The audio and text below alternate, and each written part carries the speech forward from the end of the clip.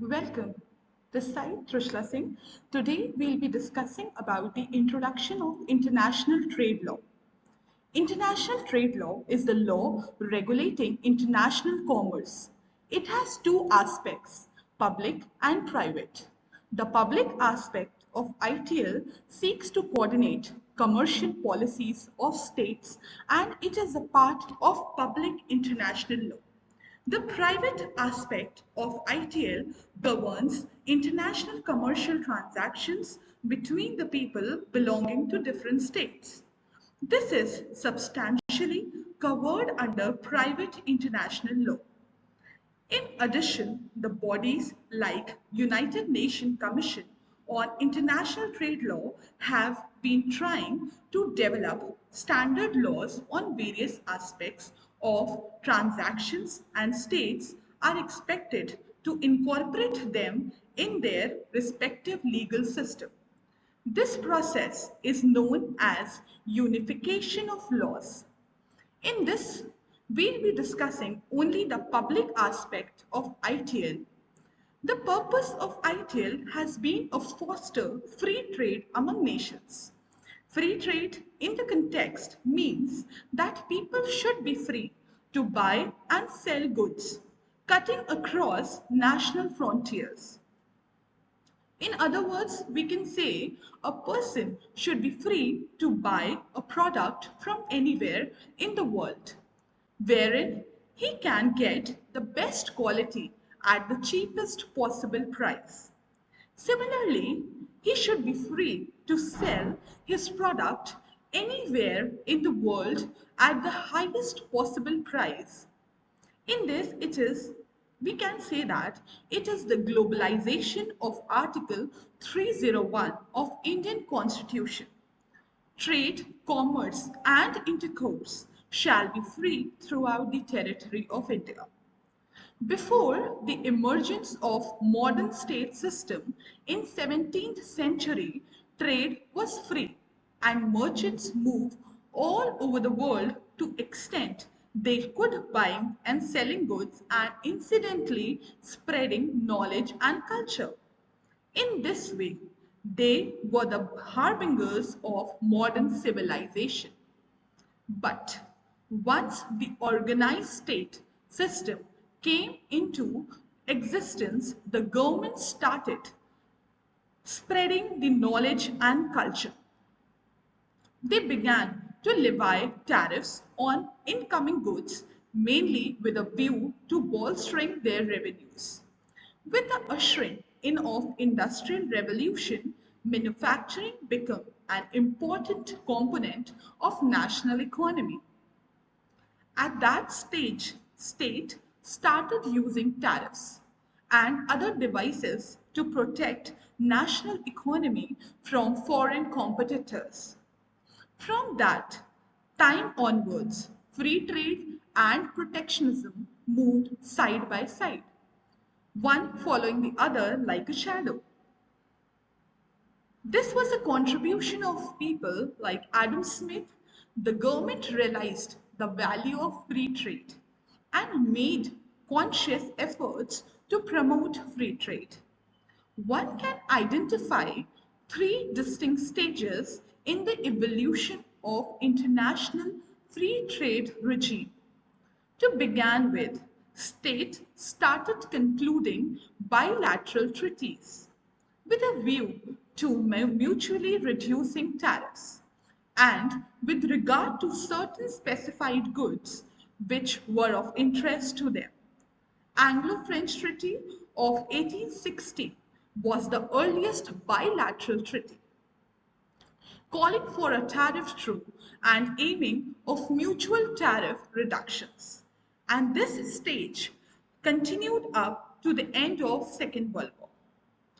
By the end of Second World War, having realized the limitation of bilateral approach, the state went for a multilateral approach for the first time. The general agreement on tariff and trade was the product of this approach. The principle of non-discrimination. This principle plays a very important role in international trade. The principle of non-discrimination along with tariff reduction became the basis for this new multilateral regime.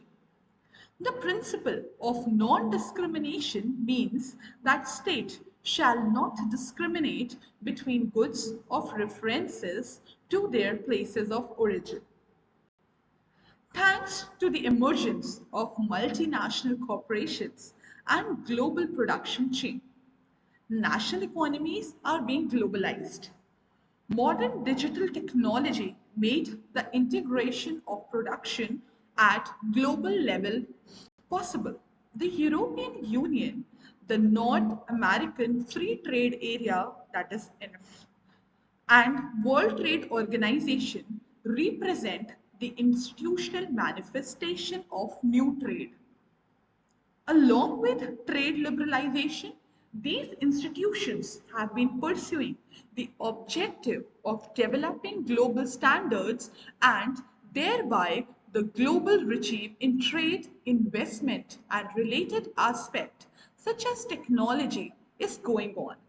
Transatlantic Trade and Investment Partnership, that is TTIP, that is Trans-Pacific Partnership Agreement, TPPA, and Regional Comprehensive Economic Partnership represent the renewed effort.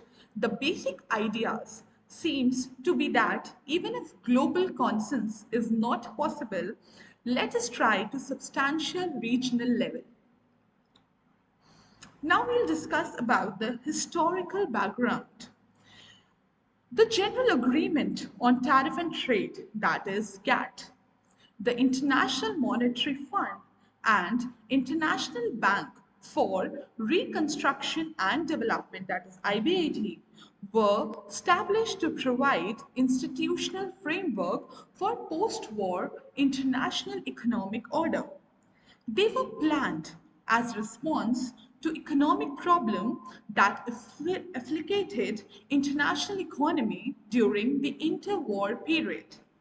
Soon after the First World War, the League of Nations was established to foster multilateral approach towards international problems. Though the League did not have a separate set up to the deal and international economic problems, its secretariat made significant intellectual contribution to the analysis of economic problems. The First World Economic Conference was held under the League auspice in 1927 and it produced Geneva Convention on Import and Export Prohibition. This was the first multilateral effort to establish a league regime for international trade. The convention prohibited quantitative restrictions on international trade except for balance of payment purposes. Though it was signed by a large number of states, there was no adequate rectification. Hence, it did not come into force. In early 1930s, international economy was hit by the Great Depression.